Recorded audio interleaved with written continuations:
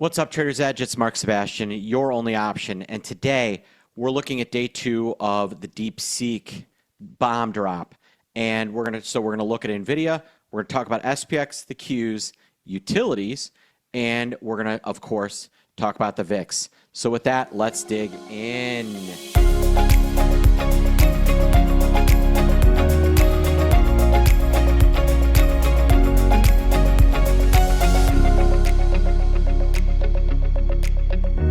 All right, so SPX, after a really ugly day on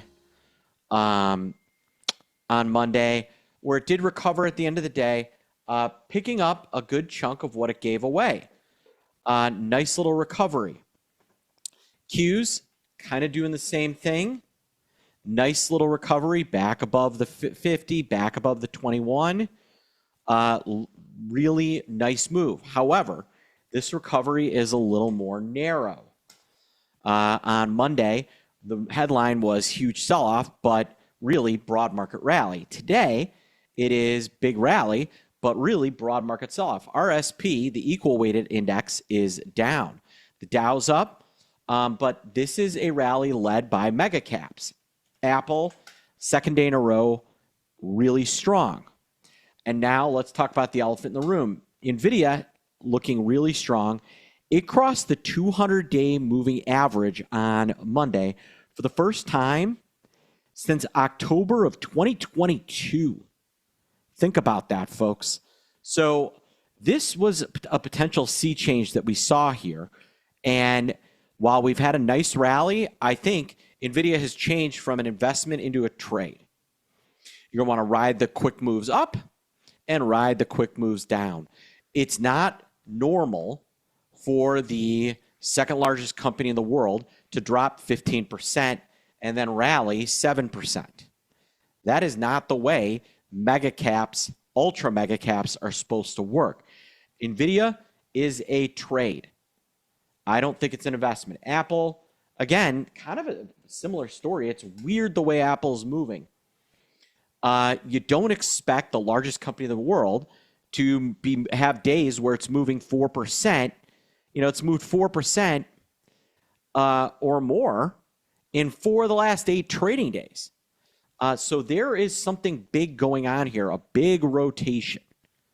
And while we're seeing that play out in the VIX, really not being able to get below 15, when you see the market kind of all pile into these names, VIX is pulling back, but when you see everyone hit the exit, I want you to kind of notice that behavior. When they hit the exit, but they re-enter in other spots, you get a spike with a pullback. And again, this was Monday was a VIX spike, not a swell, and a quick kind of recentering. I expect VIX to be between 15.5 and 16 leading into the FOMC. All right, now I want to close by kind of real briefly talking about NVIDIA and why I think it's a trade and why it's not quickly going back to 140.